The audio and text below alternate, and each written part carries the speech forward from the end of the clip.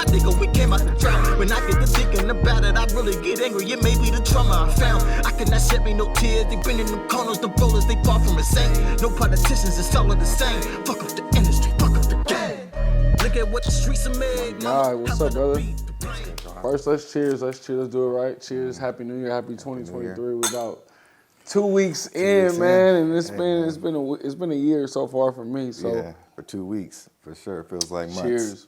So listen, man, while we're here, my guy Kiii, you know, we got the project that's about to drop, man, and dude, the music is fire. I'll be honest, I'm the type of person when I listen to music, the production is everything, and I think the first thing that really jumped out at me is the production was fire, and you know, obviously the delivery, you can feel it, very empathetic in how you project, man. So I'm first shout out to you, man. Thank you, man. You know, looking forward to the full rollout, the full release. So I was honored to be able to listen to it early. So definitely appreciate it. So man, I want to get into the project Reap What You Sow. You know, tell me why that was the title for this project. Like, what does that mean to you? Yeah, so I started college at UCLA 2012. I finished this album, I'd say, last year, December 2022. The first song is titled 10 Winners. For me, you know, it's like very representative of the past 10 years. And it's like an inverse double-edged sword meeting. Reap what you sow, you know, the plants that you see, you reap. And, you know, for me, it's like the people that stood by my side in that time span, that time frame, the ones who were there for me or tagged along in the journey, you know, even as yourself, and the moments that I've had, you know, for those people, you know, reap what you sow, you know, like the seeds that you planted. There's a lot of reward, you know, with me giving back with my family and the nonprofit that I work with. But then it's also inverse, you know, like there have been a lot of cases where I've been challenged and opposed, and, you know, the stance of the album is more so towards like the plight of Black musicians and the oppression and the environment that we exist in as Black men, and you know, from a oppressor standpoint, you know, reap what you sow, because there will be a time that I think a renaissance, you know, for Black artists, for entrepreneurs as yourself.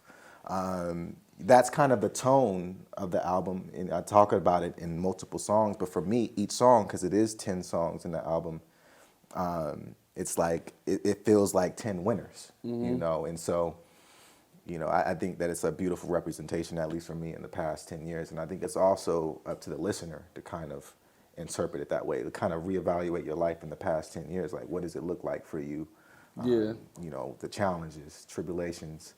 So that's pretty much the intention of the album as far as the message is concerned. For sure, man. You know, it's crazy you say that, like how every song represents almost a renaissance. You can definitely just, like I said, feel the words, the passion, the boldness, you know, that comes out. And what I love about, you know, what you stand for is, you know, you also represent, you know, like foundational growth, right? Like you got the nonprofit work. You know, I know you're big on mental health, but on the flip side, you down to kick the door down with your music, and I think that's cool. It's great to see that balance, especially for, you know, a fellow Black man. I think that's something that I resonate with, you know, with being, you know, bold and getting what I want out of life, but also still being able to connect to both sides, which is important. Like, get your shit done, but also connect with the foundation and do your part to 100%. Really help, you know, each one teach one. So I really respect that about you. Man, I mean, we can go into so many things about this album, this project, and you as an artist.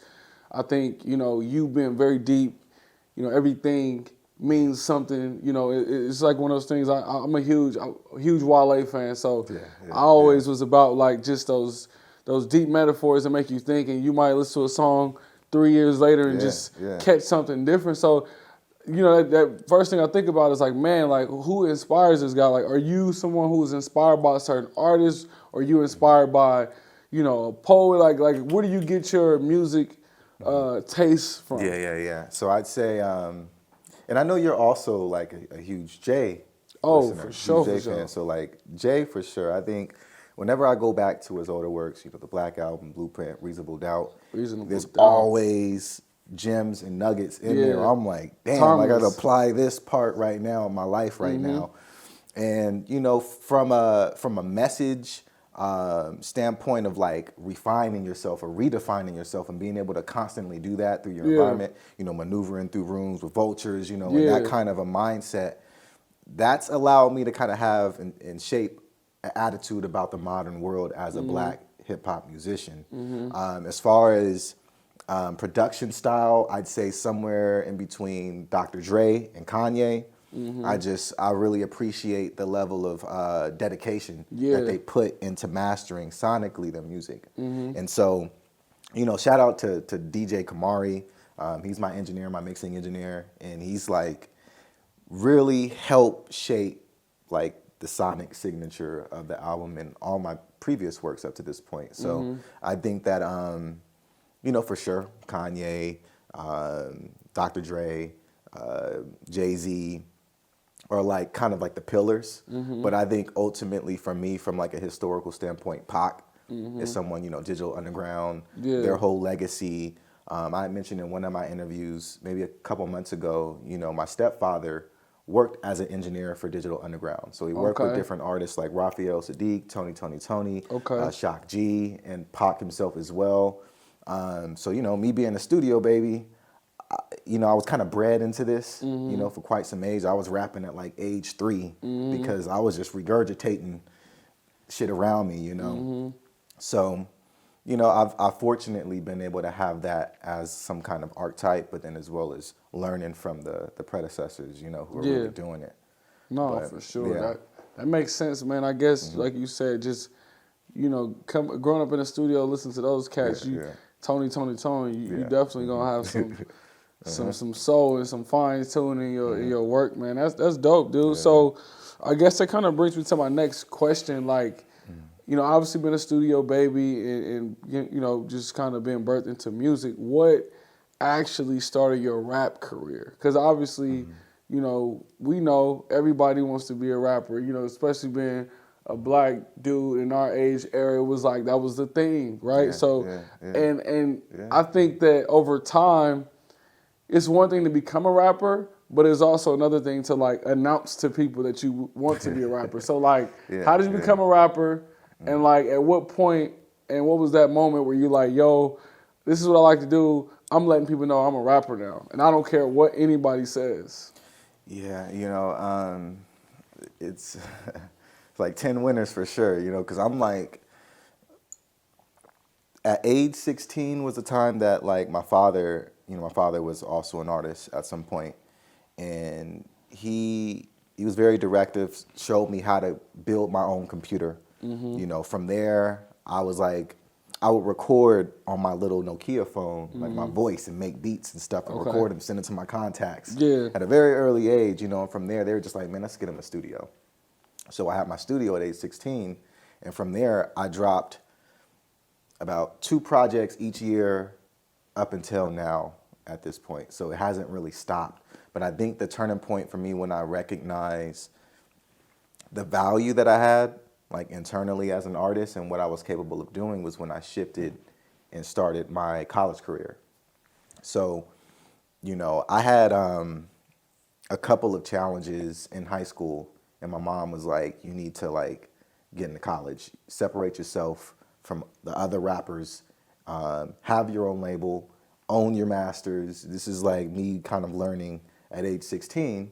And so I wanted to go to NYU, essentially. I didn't get into NYU, but I ended up getting the full ride at Berkeley and then UCLA. So at that point was like the key determinant for me to turn it into a career. When I went to UCLA, my first year, I was published on the Daily Bruin. I was on UCLA radio. And so I was able to kind of expose myself to a larger audience. I think that's at the point maybe where I started to take it, like, where it was more cemented for me.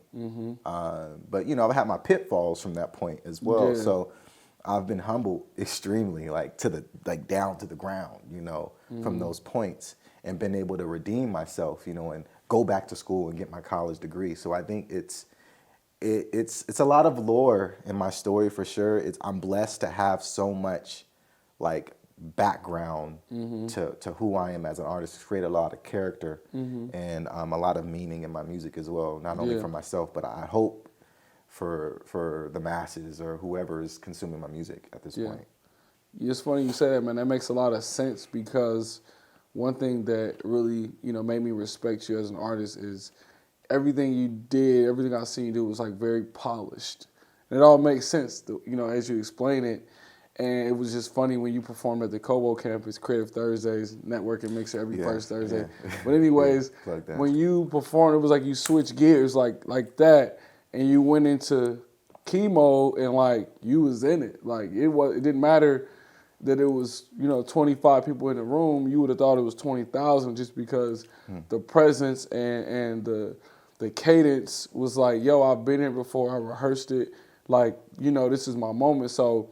To me, I think, like I said, I'm all about, people. Like if your craft is like, if you put work into your craft, like I respect it. So I think that was the first thing I noticed. And then when I seen the videos, I'm like, okay, like my man's is, he doing his thing, and he you could tell he went through phases where he was trying to catch his sound or find his sound, and I feel like you at the point where like, okay, this is my sound. Like let me, and it's still unique. I think if you listen to your music initially. People might think, okay, this sounds like Kendrick, right? Which is not a terrible thing at all. But it's like the more you listen to it, he's like, okay, he's got a little tweak. So that's why when you say all these things about like your childhood, Digital Underground, Tony, like it all makes sense because you could tell that like you've had a lot of influences around, how you got here. So that's dope, man. So I guess talking about like, your upbringing as a rapper.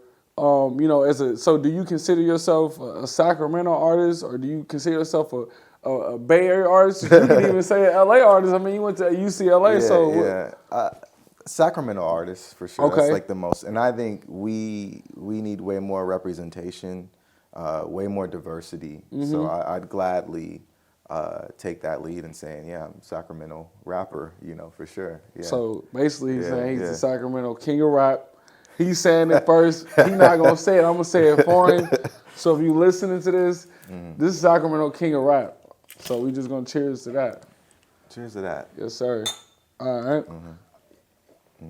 So that's what's up, man. So Sacramento rapper.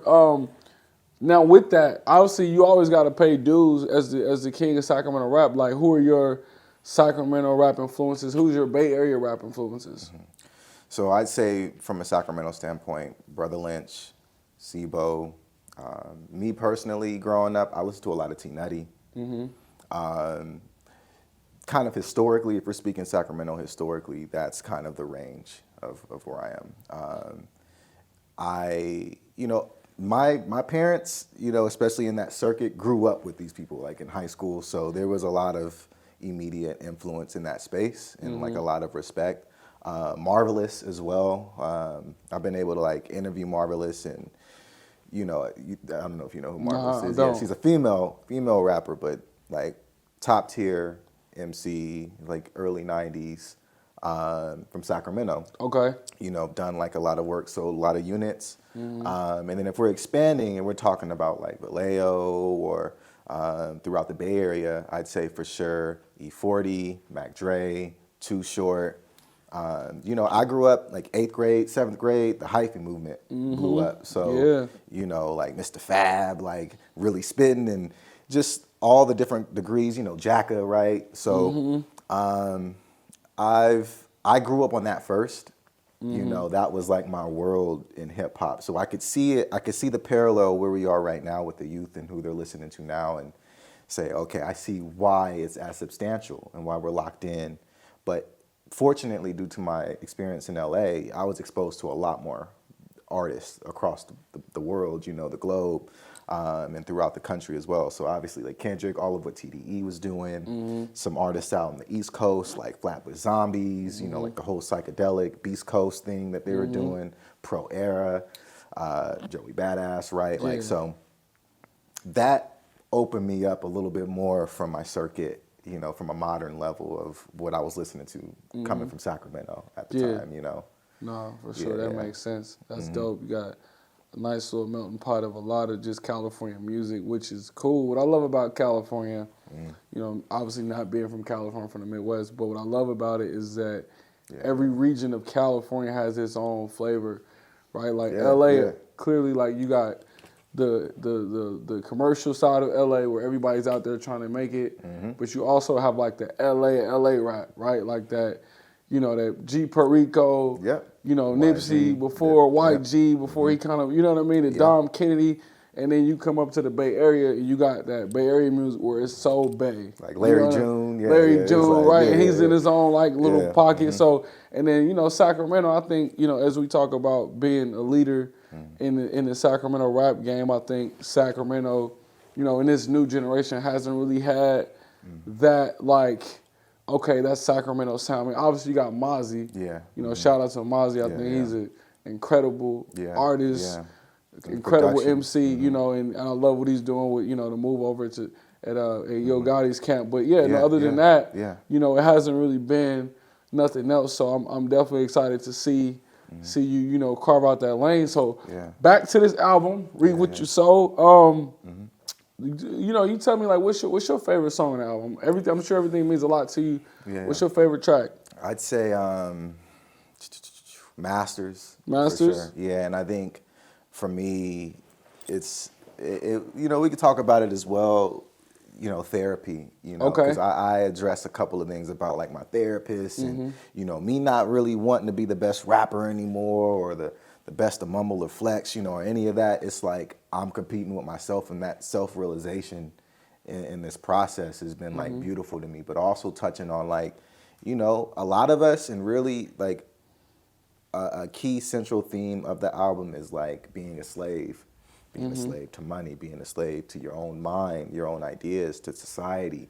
You know, and obviously us as artists being subject as slaves to oppressive environments, you know, as well. So I think like me talking about owning my masters or getting my masters and going back to school, and it's like the play on words, you know, and I think that I'm really able to shine in this song as well because I'm really like speaking like from me to you rather than it being like some of the songs like Love, which you hear is a little bit more production based, or Do Not Disturb, which is one of my favorites because the production of it, sonically, the chord progressions, and even just the arrangement of the song, I think is beautiful.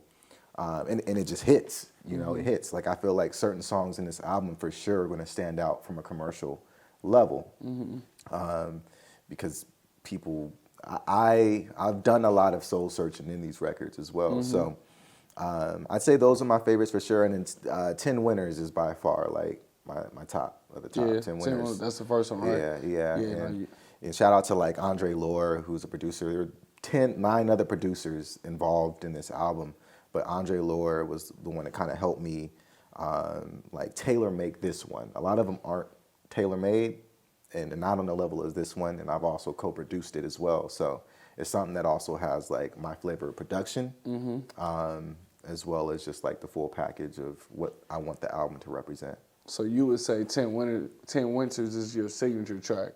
100%. 100%. So, you know, if you out there and you one of those people who, you know, don't have enough time to just skim through the whole album or listen to the whole album, you listen to that first track and it'll tell you everything you need to know about the way he spits, the way it sounds, and the way he, you know, really gets down. So shout out to that track. Like I said, when I hit play, man, you sent me that link, and that was the first thing I was like, damn, he going crazy. like real talk, like, okay, I like this. So, and then it just, you know, again, I'm a fan of like music telling a story and just having that, you know, like Good Kid, Mad City, where you can just start it from the beginning and just let it rock, because it just, you know, like you said, I can hear you talk about the details of the sound, the instruments and stuff like that, and all the patterns. Like, it makes sense because it flows. But also, you do a really good job of keeping the listeners on their feet, right? Because you just you switch it up. So I really respect that. So you talked about in Masters how it was a reflection of therapy. I want to get back to that. I want to talk about that a little bit, but first. You know, as we're talking about, you know, your producers, your career, what are some of the cool things in your career that you've done? Any cool features that you been a part of? Or? Yeah. So I'd say the past year or so, I've been able to work with Kiii Veggies, King Los on, it's like a 2-track mini project produced by Black Metaphor and Calico. And, I think like I've learned a lot about myself working with others, especially, we talked shortly about King Los earlier and like where he comes from, Baltimore, and how he kind of came up with Puff, and there's a lot of admiration. Like King Los is a spitter, and like he's got bars. If you've ever seen his freestyles, he'll rap from the first second mark to the 30-minute mark and won't stop and like creatively still keep you engaged. And so, I think he keeps the art alive for sure. Kiii Veggies is also someone that when I went out to LA, I learned early about, with Odd Future and like their movement at the time, and Life Changes was a beautiful work for me. So, I kind of figured having them a part of what I'm doing would make sense production wise. Yeah, and I think it worked pretty well, and Black Metaphor as well is like perfect for my style of production. But it was very fun working with them. And I was able to learn a lot about myself in the process. And yeah. And I know like somebody like Kiii Veggies isn't someone who you see like has a lot of features even. Like it's very low key, and so it's I'm grateful to actually have the experience exchanging, vocals and creative ideas and being able to put it on wax like that. Yeah, no, So, for yeah, sure. So yeah. those are some pretty big features. And like for the type of musician you are, those are very intentional features, right? Like yeah. King Los, like you said, that's a spitter, somebody who an artist. Yeah. So I think what's important, I want to highlight, to young up and coming musicians out there, like what's your advice on how to be able to land those type of features, or even just a nice feature? Like what's your advice? So I think really have an appreciation for the business of things, and like not the music business, but like business ethics is like an important concept to know. Because somebody like Kiii Veggies, I couldn't imagine just working with anyone unless it makes sense for his sound and his brand, and like in his legacy as well. Because I feel like these two artists are people that really appreciate the art and their legacy. And so to even be a part of it takes a certain level of consideration of like yourself, like knowledge in yourself, how you want to articulate and express yourself as an artist. I think requires a lot of confidence there. And then also like, you talked about like the polishedness, but I'm quite sure that played a significant role in them being like, let me see what he's talking about. Let me see, let me check the email, let me actually follow through and give my input in on the song, and it speaks volumes than just jumping in the game and having your hand out. It's like, I actually have something of value to offer in return, and even if it is something that you just kind of have to identify, for yourself and be intentional about who you want to work with. For me, it's not just, I want to work with the biggest artists. That's not how I operate. It's like I would love to work with the best of the best, for sure, but who I define as that. And, I think it's interpretive, and how you approach it that way. But I for sure have your content ready, have a foundation set for yourself, have that sound, that distinct sound for yourself, because people will respect it more that you're original, but then also have like the quality to show for it. So it's professional. You're holding yourself to a professional standard. Because, the industry is pretty standardized. They're used to what they're used to, because there's a lot of things, there's a lot of systems and infrastructures in place outside of just being an independent artist and just kind of jumping in like, hey, can you jump on this track? It's a lot of layers behind that, No, man, that's a lot of free game right there, man. And I'm glad you was able to break that down. Okay, so now I'm going back to the whole mental health thing. So, masters, mental health. What can you speak to about your experiences as a black man in America, and just like how, mental health, therapy, being black, like how those things all come together? Yeah, so, I did I've done therapy throughout my lifetime. It'd be teenage years, college years, post-college, and last year, essentially, I did therapy for like 8 months from January to July. And, you know, I've learned a lot about why I am the way that I am and the narratives that I tell myself. That's the value that I find out of it. I've spoke with a lot of people and they critique, like, what am I going to get? What kind of value am I going to get out of talking to someone? Sometimes that's all we need. Sometimes we just need someone to sit down and listen to us talk for 30 minutes, an hour, and for us to process what we're saying and allow them to help us process what we're saying, you know. And in a lot of cases in relationships, it'd be almost selfish for me to call, you know, my girl or to call some of my friends and necessarily bombard them or like unpack on them. And so therapy provides a space, at least for me, to like process my like heavy amounts of emotions or trauma. There's also that, you know, and the thing that I've learned about, you know, the Black experience is that there's a lot of complex trauma, you know, like from our society, from our family institutions, you know, the households being split, the general relationships, as well as just environmental, like even the streets. You know, it's just a different environment of how we have to maneuver. And there's a lot of value, you know, I'm not like pushing it on anyone. And I know like when Kendrick dropped his album, there was a lot of pressure put on him because it's like, we don't want to hear a therapy session when we're listening to music. But it's, for me, at the very least, it's therapy for me. Like recording my truth is very therapeutic of a process. And it's allowed me to kind of keep my head above water when I'm dealing with conflict, when I'm dealing with complex situations. And it allows me to articulate my emotions, to address things and address people, set healthy boundaries, you know, because we don't like, especially us as men and as Black men, like I don't think that it's something that we are truly exploring, you know, is how to set healthy boundaries amongst women, you know, amongst other men that we have in our lives. And so,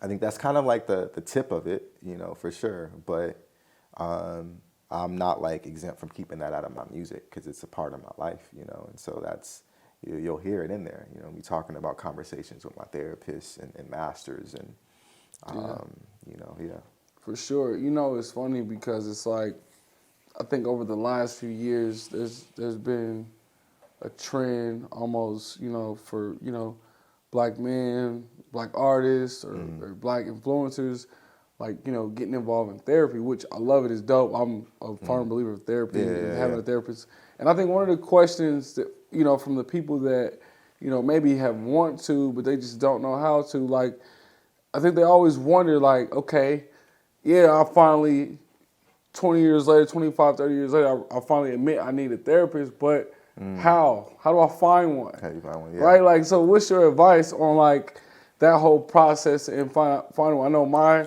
the way I discovered one was totally different than, you know, probably you. So I just, you know, what's your advice on that? Yeah, you know, depending on your age group, if you do have parents that work, it might work for the state, like you have EAP, at least for the state of California. You know, there are other state-governed organizations that provide, like if you have like Medi-Cal or Medicaid, like you have insurance, you know, they'll cover it. There's also programs, for me, it was virtually free. Like I only played for really one session. We're talking about 28 sessions. And there was some kind of program that the therapist was using to like override the cost, because it can be expensive. You know, $100 per session. You don't know how much time it's going to take for you to work out trauma. You can't put a number or a price on that. Yeah. So it is something that you can't go in haphazardly. But I do think once you get your foot in the door and you at least acknowledge the resource and you see the value of at least one session, it'll be worth, you know, I mean, if you're spending money on fits, if you're spending money on, you know, the glitz and glamours, or you're frivolously spending, and, you know, retail therapy is dope too. I appreciate retail therapy as well. But I like to kind of spread it out a little bit, be a little bit more diverse about what you're getting. But there are state resources, and based on your insurance policy, if you're at a certain age, you can qualify. If your parents are working, you're straight.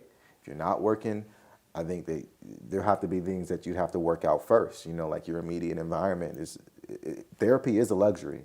It's most definitely a luxury. It's not something that you can just expect to get, you know, without a job, or if I think they're kind of prioritizing what you would need to take care of first. And then when you get to that point, like, you know, I consider it, you know, for sure. Yeah, 100%, 100%. So Yeah. I guess in the spirit of, you know, therapy and, you know, parents insurance and stuff like that, yeah. your mom leads a nonprofit. Yeah. And I think that's one of the first things we talked about. Yeah, yeah. And I know it's near and dear to your heart.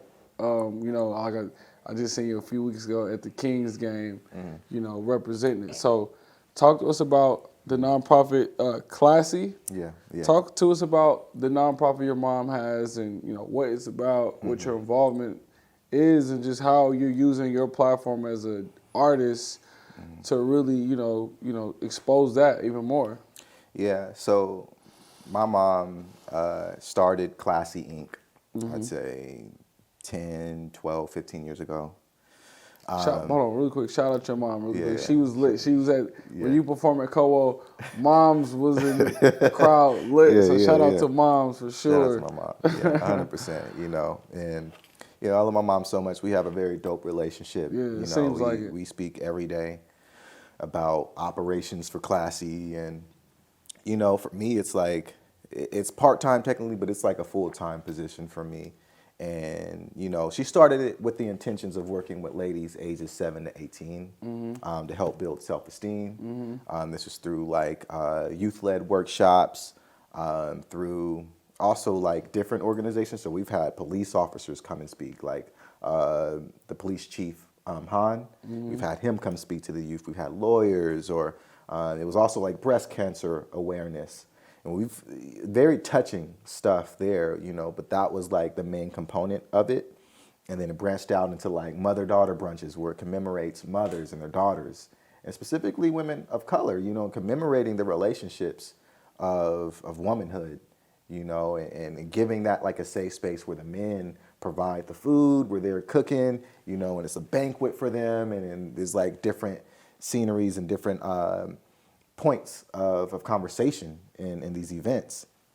Now, when COVID hit, we started focusing a little bit more on mental health because we were looking at like teen suicides were like at like a rapid rate, you know.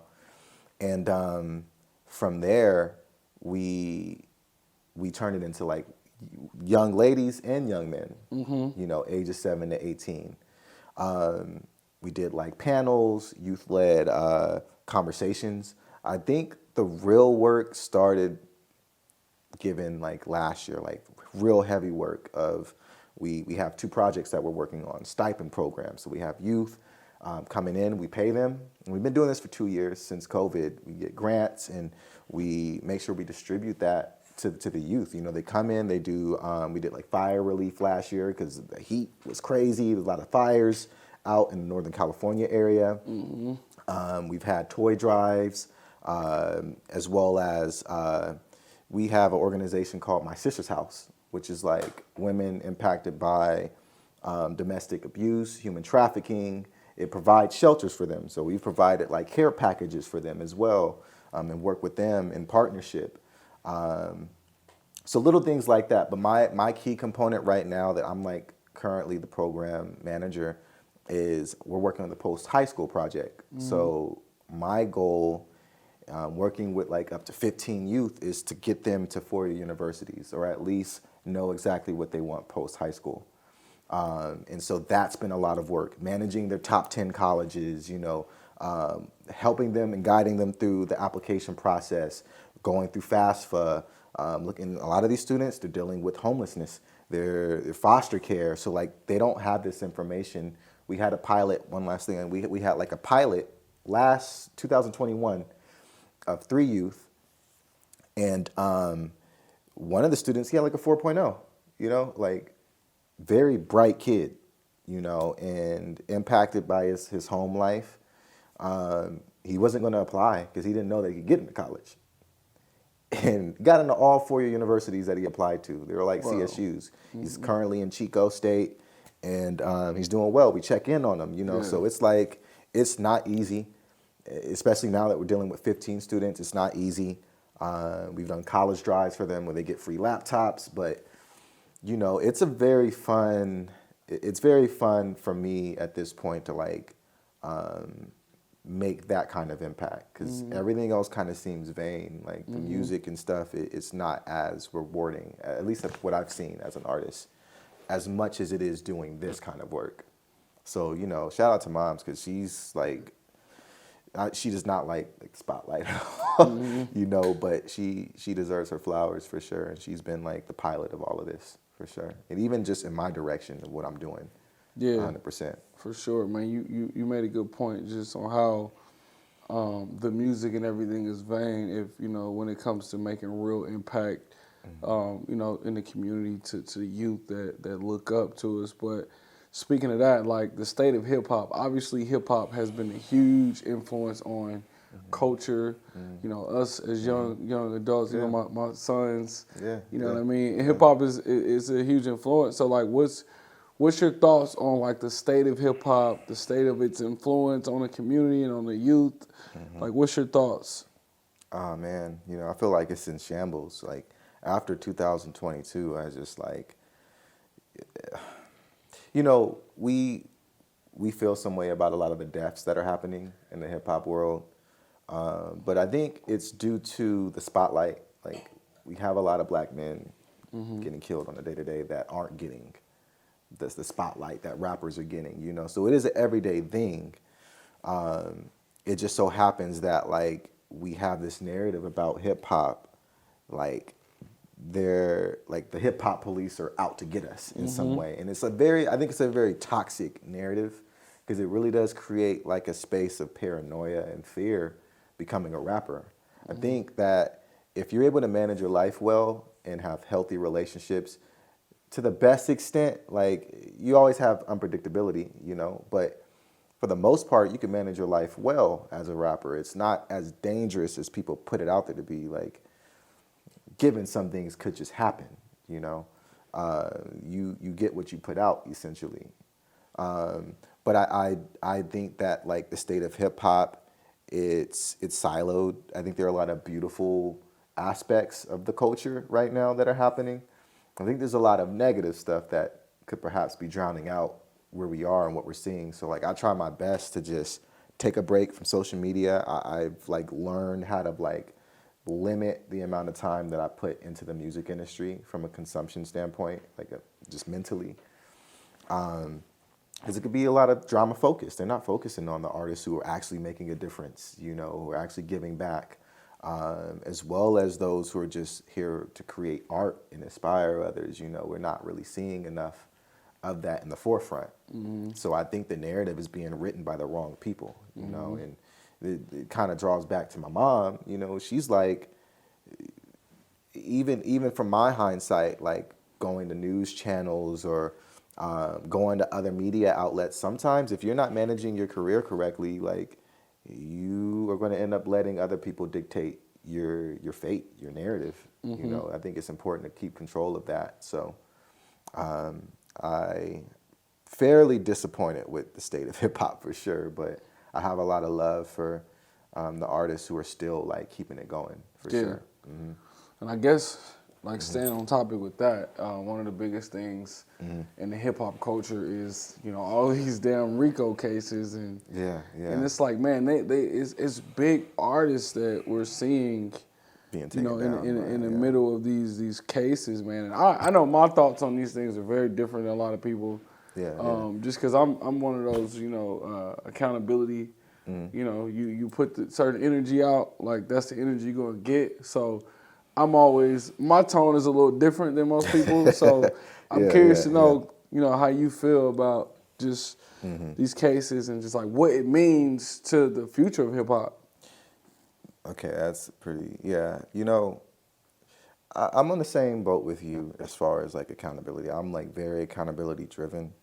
The energy that I put out there, the impression that I set, it's, even if I'm not involved in certain activities, it's like, I think it's honorable to like stand on how you present yourself in the world, because no one else is going to know but you. And we as people have short attention spans. I don't have too much time to focus on what this artist is doing. I see what I see when I see it, and I make brash judgments like anyone else. And that's what comes with the territory as being a rapper, is that you're giving so much information out, and people only have so much to go off of, and there's bias.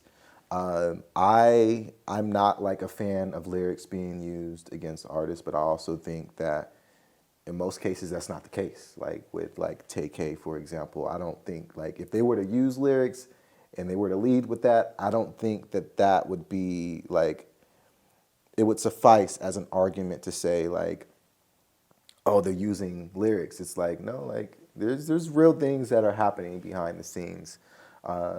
And until it's proven, for sure, like if you could beat it in court, for sure, like I get it. But I think we all, like, there's no sympathy or empathy that you could call for in the case that you don't get your justice, because people are set, you know, and it's something that, it's not a conversation that's being had on social media, because it's kind of one way. It's like, did he do it or did he not? I feel this way. I feel like he did it. I feel like he didn't do it. But I do think that, you know, whatever is happening, the focus and the focal point has been targeting,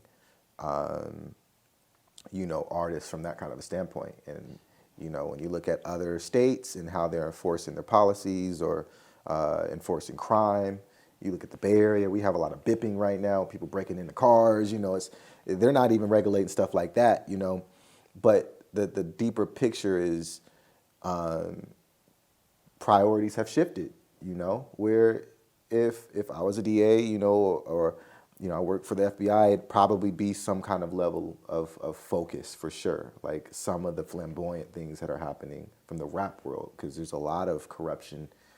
And if I'm playing devil's advocate here, I do think that there are also dark things in other demographics as well that should be the focal point. So I think it's a very taboo conversation. For me, myself, I'm holding accountability for all of my actions. And I don't expect the world to like champion me in that process. But, you know, it's two different worlds, you know, for sure.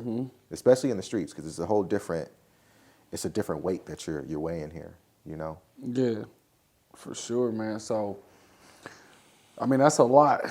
You know, if I'm a young artist and I'm listening to a lot of the game you're giving, I'm almost like, damn, I don't know if I want this, right? So, like, what's your advice overall to any young artists out there? I know you gave us some good game on how to land a feature, but just somebody out there who is aspiring to be an artist, who is aspiring to be somebody who changes the game, or just, you know, want to just define their own lane. Like, what's your advice? Yeah, man. You know, I wouldn't be in this position if it wasn't for my relationship with, you know, like my inner beliefs, you know, with God, you know. And I think what's meant to be will happen. Like, I think certain things are honestly written. That's like my personal truth, you know. Certain things are just written. And for me, I cannot live without music. I can't live without recording. It's something that I've tried. I'm like addicted to it, you know, and it's like breathing for me, you know. And I think it's not going to be that extreme for everyone. Like, I know people that are like, I'm just kind of getting my feet wet here, you know. And I think I was a little bit more privileged to have that level of confidence that it had something to do with my fate, for sure. I don't think it's my sole purpose to be an artist. It's beyond that kind of scope, you know. But for the younger artists, I think, and even the artists my age or older, I think for sure, like, we have to be able to redefine success criteria. Like, I am like sick of like how we say what success is as an artist, you know, or as a black man, right? Or as a black woman. I think that it's not doing us justice to say that you get a particular deal, you know, $1 million deal, but your cut is crazy. You know, the labels are like drilling you for, you're not taking anything back. You're not getting anything from that. You might have that advance and may look good, but like this is the notion of success, you know, in the industry, at least from a commercial standpoint.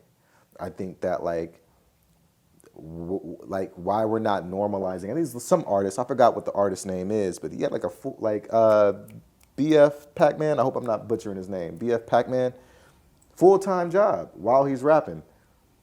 And, you know, he's buzzing off of that. It's like what was he, like an Amazon worker or something? You know, he's doing something like this. And he's like, he's got the money. He got the rap bag, you know what I'm saying? But then it's like, he's like, look, I'm not quitting my job until I feel secure here, you know, in this space.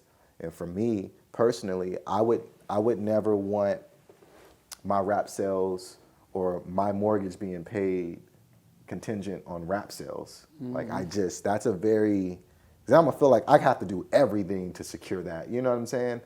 And so I think like kind of being a realist about what success is to you, and you're gonna get it at that point if you could just trace it back.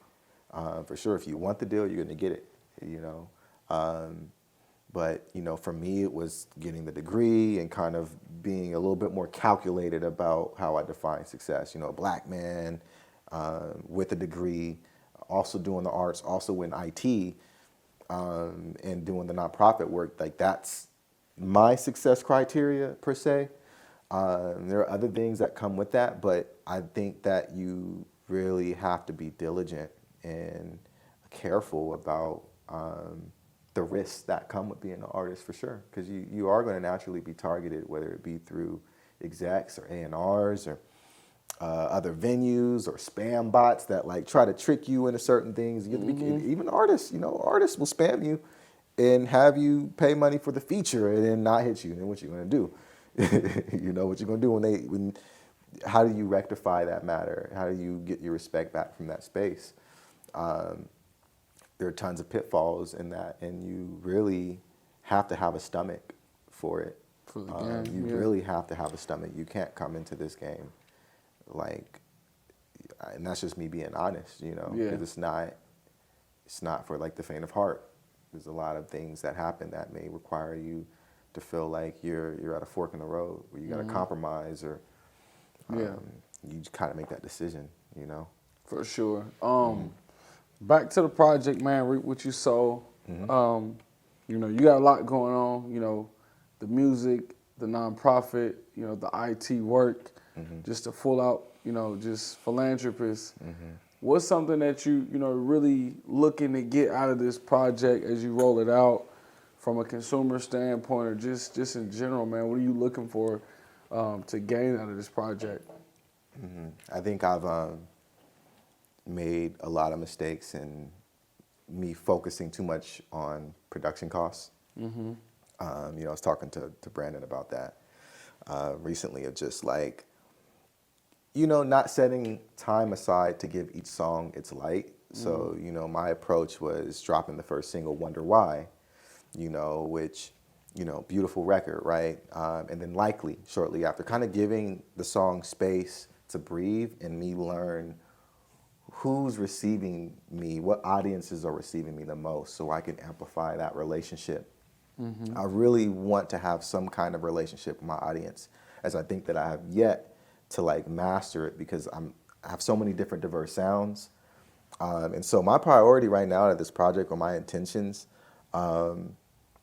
is at least 2 to 3 songs that any and everyone can walk away with and hold with them, whether they're in the gym or they're in the car ride, or they're with, you know, the people, or they're alone and they need a moment to grieve. Like my intentions is hopefully to create an environment, like a safe space for my work, but also to like, it was a very fun album for me for the past 2 years, you know, me starting this album.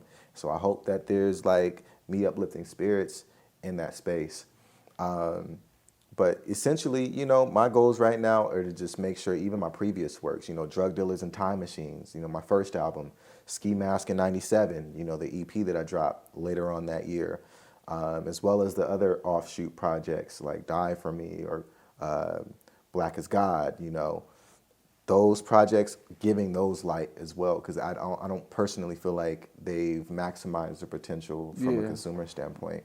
So that'll be my priority, as well as focusing on, reap what you sow. Yeah. Okay, Yeah. for sure, man. So, so what's next for you as an artist? Like, as you complete this rollout, what's the next big thing that you're working on? Is there any tours coming up? Any performances you got coming up? What's up?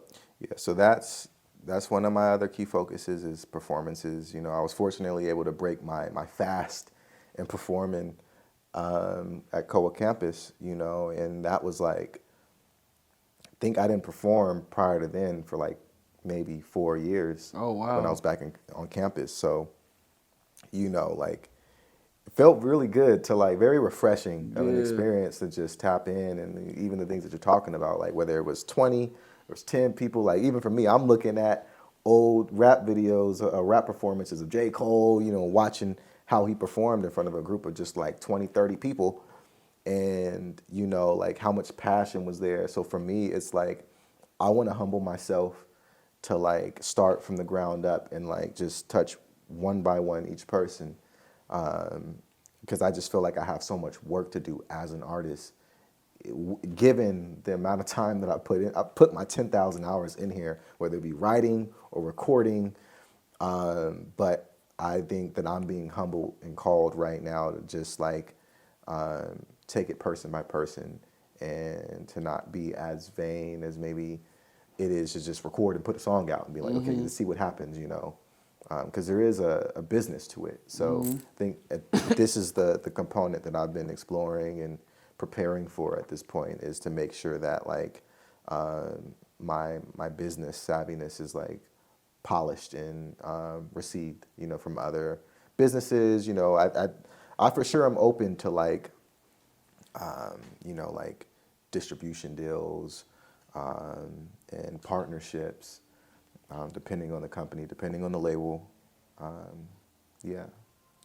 Okay. So, cool. I see a lot of performing and stuff like that in the mix. Yeah.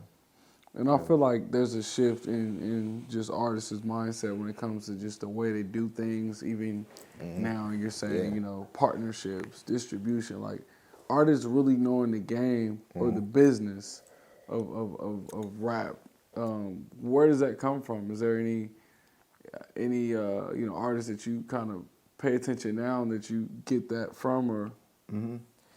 Yeah, I say Jay-Z for sure. For sure, Jay, 50 Cent, Puff for sure. Like, watching their interviews and watching how they move, looking at their business deals and how they carry themselves in the public world, or even at home, because for me, it's like family matters as well, like kind of having that balance of work life. But I'd say for sure, like, standing the test of time is like a very important quality. Like longevity is a very underrated quality in the rap game.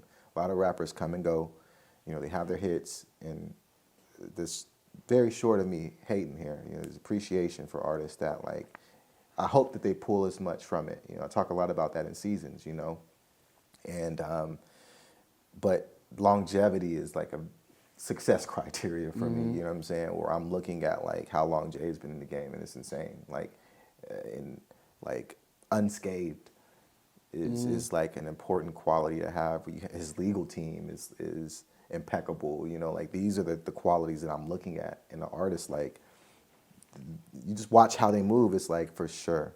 I think that paying close attention to these kind of influencers, they're there, for sure. But it's like what you pay attention to. Even somebody as far as like Lil Durk, these are like my peers, like Lil Durk or T Grizzly.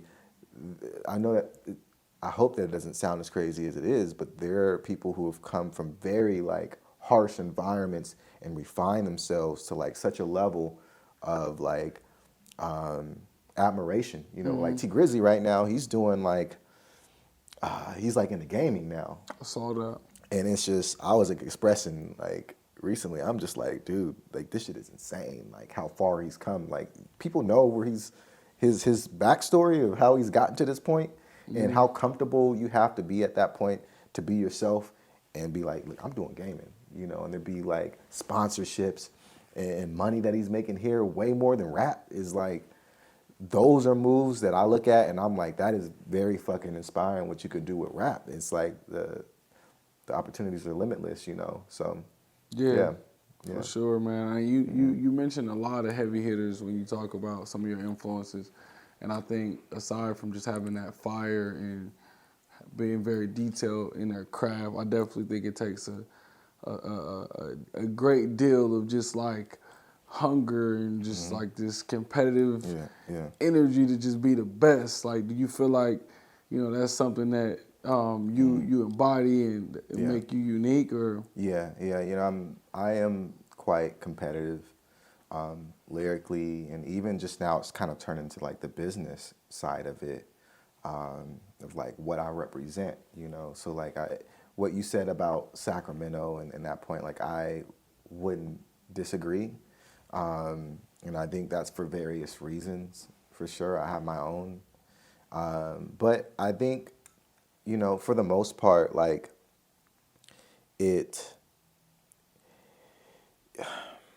you know, I've kind of shifted from like that competitive edge of like wanting to be like the best. That always used to be like my motivation, my why. You know, growing up, was I want to be the best rapper alive. Like Wayne. Wayne was always like, Wayne had us all convinced that he was the best rapper alive. Even when Jay was killing around that time, Jay was like, you know, in fifth. It was artists that really could stand there. And now we have Kendrick, you know.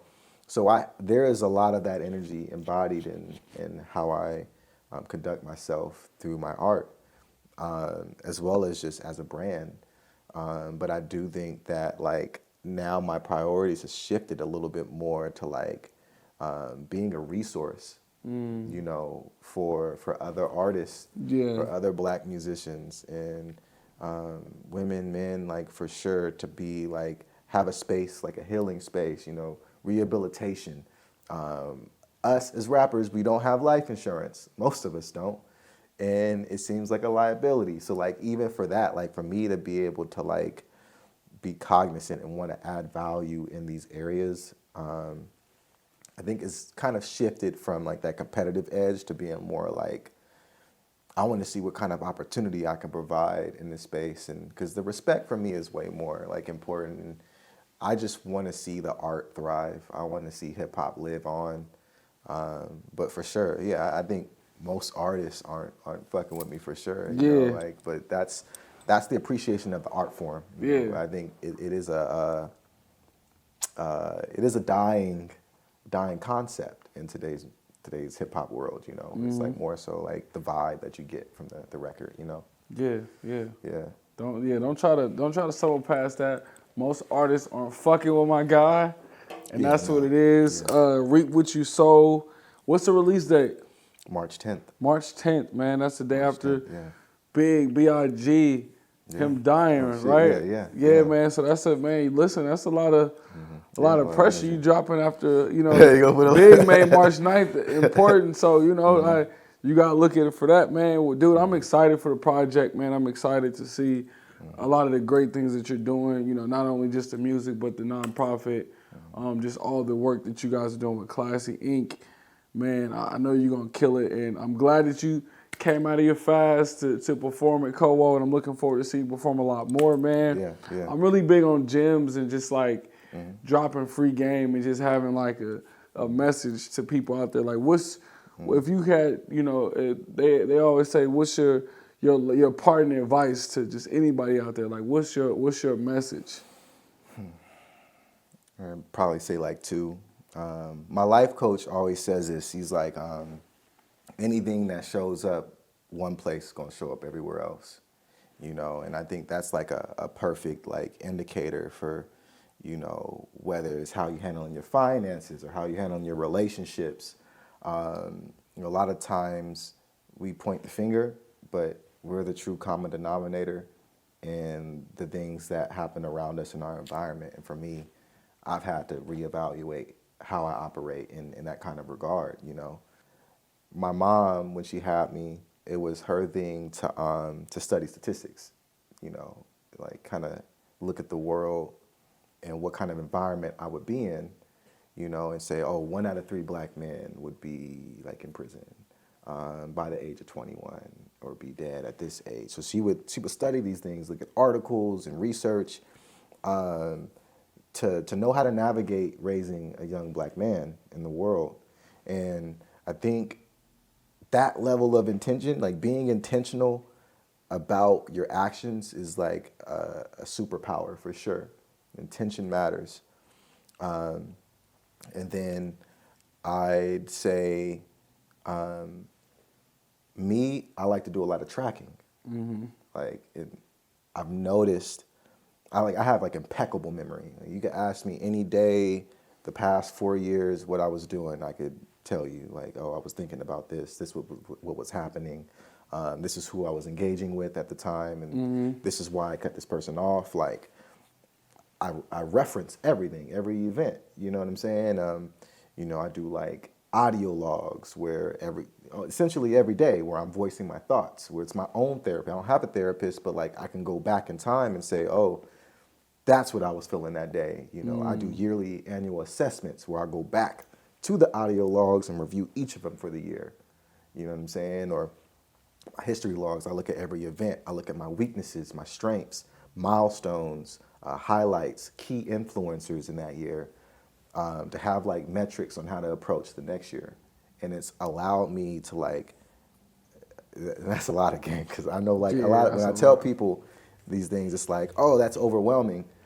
But it's anything that I've ever said I was gonna do, I've done. And that's like an ode to my tracking and my intention, and just kind of coupling those two, Yeah, well, we're gonna double down on that statement. What's coming for this project? What are you gonna do? What are you gonna accomplish with this project? Because everything you say you did now. Come on, what's your projection for this project? I want this album to touch the world. Okay. I want it to touch different countries. It'd be a blessing to be able to perform around the world. Whether I'm funded by a label or not, like I want to be able to allow myself to have the means to travel the world and like engage with people who listen to my music. But I think my music deserves I think people deserve to hear what I'm saying. And I think they would find value to hear what I'm saying across the board, and from millions, hundreds of thousands, if we're looking at metrics and numbers. But, I think that there's a very important message in what I'm saying. And there's a reason why I've been here at this point. And I think, like, for me, it's to shift the industry. Like, ultimately, that's what it is. Like, I ultimately want to shift the music industry. I would like for us to be like key stakeholders in the rap game, in the music industry in general. I would want us to own our masters. And, rap is like that kind of stepping stone for me, to create better music, more impactful music. Because I feel like I've done the best I could with the resources that I've had, and I've done like impeccable work. This is my best work that I've had ever, which is, I hope that that's always a narrative.